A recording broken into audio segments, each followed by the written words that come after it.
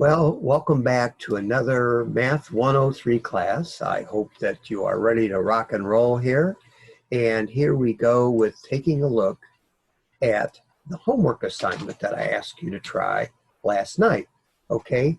And if you recall, this homework problem involved a couple who had a party.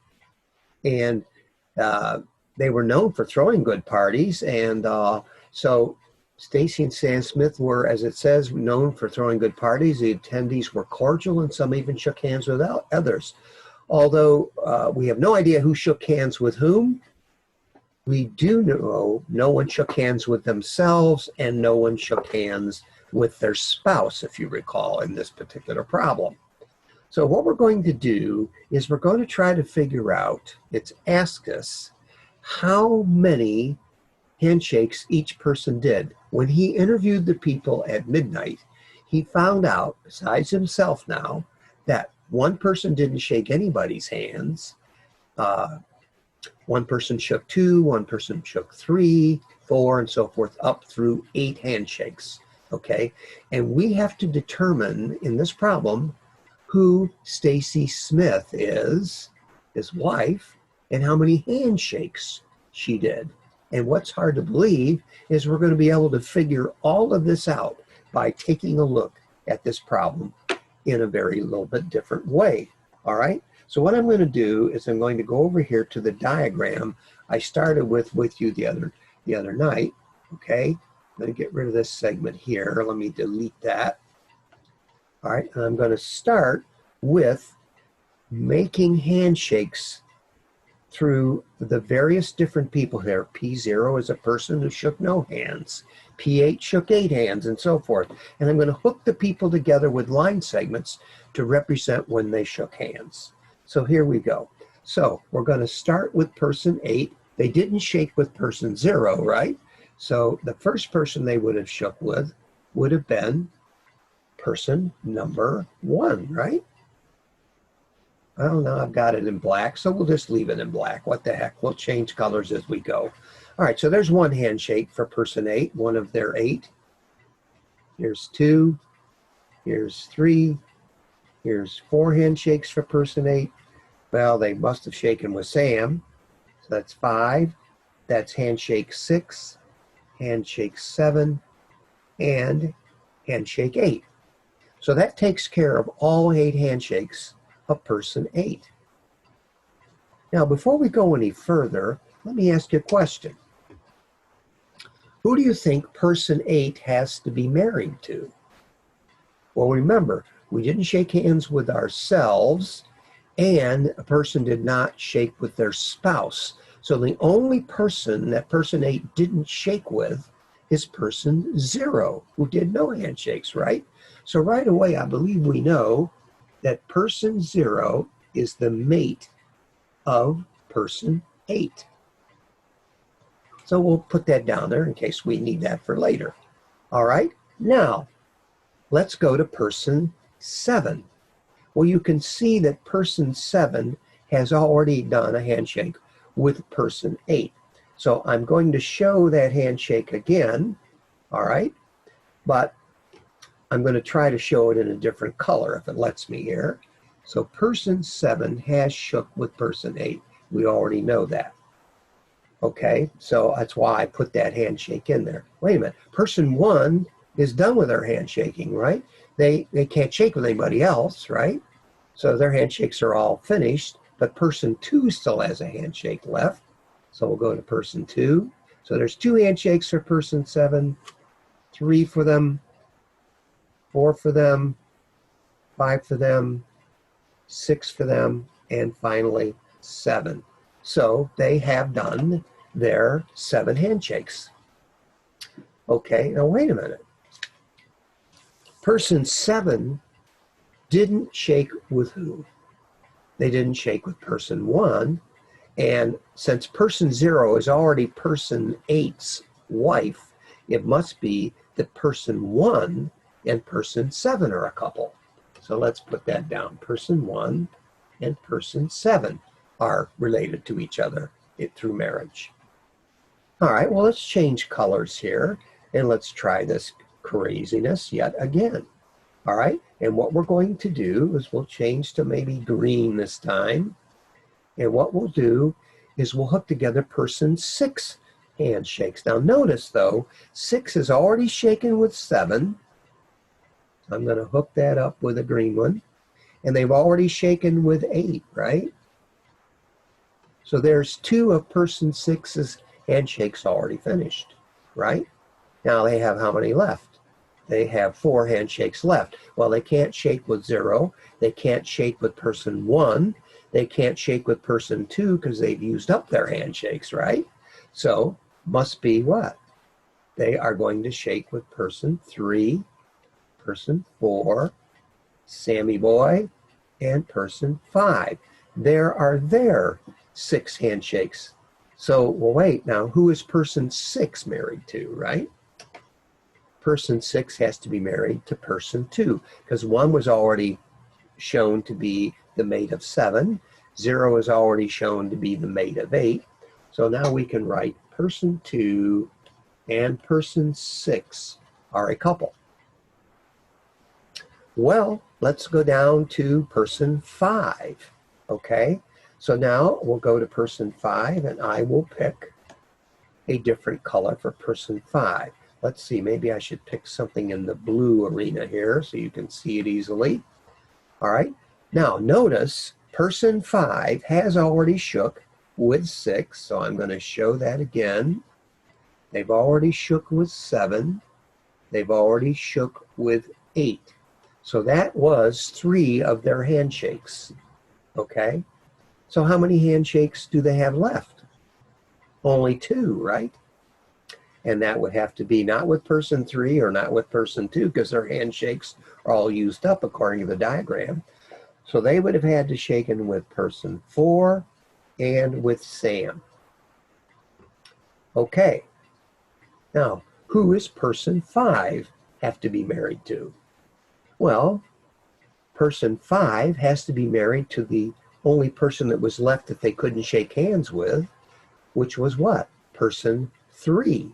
So I'm going to write here, person 3 and person 5 are a couple. Well, who's left over? The only people that are left are Sam and person 4, right? But everybody's handshakes, as you see the diagram, have been used up. So who has to be Sam's wife? Stacy. Stacy has got to be what?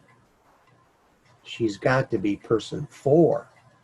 And Sam and Stacy are the married couple. So the answer to this question is 4 handshakes were done by Stacy Smith. Who would have ever dreamt that we could have figured all that out by just drawing a few line segments in there like that?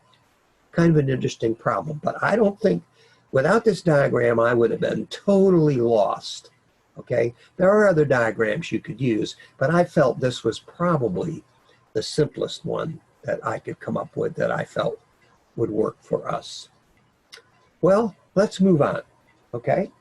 As I move on, I am going to take a look at some material that I think we have to talk about to get you ready for your very first video quiz that you will be taking here in a little while, okay?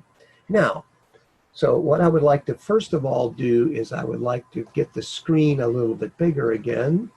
So I'm going back to 125% level, maybe. There we go. All right, so let's take a look. What's the difference between listing versus using set notation? Now, if you recall from middle school and high school, a set is a collection of objects. And usually when we think of numbers, we can also think of letters. Here's, for example, a set of letters, A, B, C, D, and E. All right? Now, that particular set has 5 members in it, right? You can count them. You can see that there are 5 members. Now, in mathematics, we often say when you list a group of numbers or objects, you list them in any particular order you would like, but you don't use these braces that are on the ends of here to show them. So that's set notation right there. Listing notation would be just putting them down with commas between them, but no braces on the end. I always had trouble drawing those braces as a kid, and I think I still do, but I'm sure you can get used to that. All right, now, so if I want to list the set of natural or counting numbers, the numbers you learn to count with as a kid are known as the natural numbers. If I want to make a list of them, what did you start to learn to count with as a little kid? The number 1, right?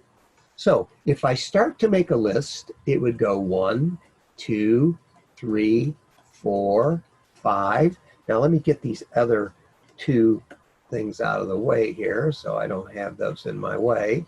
Now, let me ask you something. Could you ever stop counting in your lifetime? Or could you count forever? Well, you could count forever, right? So how do we generally show that when we are showing a listing like this, right? Well, here's 6, 7, 8. I think you recall, you usually use what we call a dot, dot, dot notation. We put 3 dots down to say that it continues in the same pattern. So that is a listing of this set of natural numbers, which often is referred to as the capital letter N, okay? Now, what if I want to show it as a set? If I want to show it as a set, it's exactly the same thing, except what do? I put braces around it like that. And that's a collection of objects that goes on forever, or is known to be what? Infinite. Remember, the word infinite has the prefix in on it. In refers to not. So if you take in off infinite, you have the word finite. A finite set or a finite listing of a group of numbers doesn't go on forever, right? So you don't need the 3 dot notation. So obviously, this is an infinite set that you see here right now, as to be compared to a finite set of counting numbers that's shown there. Notice there's no 3 dots. It doesn't go forever, on forever. Therefore, that's what we refer to as a finite set. Now, let me ask you a question. We all go to the beach every now and then, and we all know that there's a lot of sand on a lot of beaches, okay? If you were to try to count all the grains of sand that are on a particular beach, okay, could you ever count them? Well, you know what? In my opinion, the number of grains of sand on a beach is a finite set of grains of sand. It could be counted, all right? However, if there's so many, it would be so darn impossible to count them, but it wouldn't go on forever. You would definitely come to an ending point where you would count your last grain of sand. But I think it's important to realize that there are some finite sets which are so huge that they almost feel like they're infinite, but they're really not, okay? So keep that in mind, particularly when you take a look at the video quiz I'm going to ask you to do in a little while, okay? All right, so let's go on. Gee, what do we have here? Well, it appears we have here what are commonly referred to as pigeonholes. When you can take objects and stick them in a slotted area like that, sometimes they're referred to as pigeonholes. And the reason they're referred to as pigeonholes is because that's how pigeons kind of live. They have like holes in the side of hills or holes in the side of cliffs where they actually have their own hole they fly into, okay? So this is referred to as kind of a pigeonhole setup, okay? Now, let's look at the next picture. Suppose we had a room filled with 370 people, And is it possible that at least two people there will share the same birthday, month and day, if there's 370 people in that room? I wonder about that. Let's say we took all those people, all 370 of them, and we lined them up around a room, okay? And we went up to each person and we said, give me the month and day of your birth, month and day of your birth, month and day of your birth, month and day of your birth. We would keep on going all the way around the room. And if we exclude leap year as being a possibility, once you got to person 365, if by some miracle, right, everybody had a different birthday, month and day, after we'd gone through 365 people, what would have to happen on the 366th person, assuming there is no leap year? Wouldn't they have to have the same birth date as someone else in the room? Makes sense, doesn't it? It absolutely makes sense, because there would have to be a duplication in birthdays, okay? But I'm sure there would be more than just one duplication in that group of people. But it would definitely have to happen on person 366, assuming there's no leap year. Now, this principle has a very weird name. It's called the pigeonhole principle, okay? It's the pigeonhole principle of mathematics. And we're going to see the author talk about this in just a minute, okay? Notice here, this is when you used to go into a hotel back in the 1920s or the 1910s or even the late 1800s, you would see these pigeonholes displayed behind the counter. And what went in the pigeonholes? The people's mail that might be staying there. Also went in there, what went in there was the keys to their room. All right? We didn't used to have these swipe cards that you use now when you stay at a motel or a hotel to unlock your door or to get you in the building. You actually had a key. Now, why did they do away with keys? The reason they did away with keys is people kept taking them with them when they left the hotel.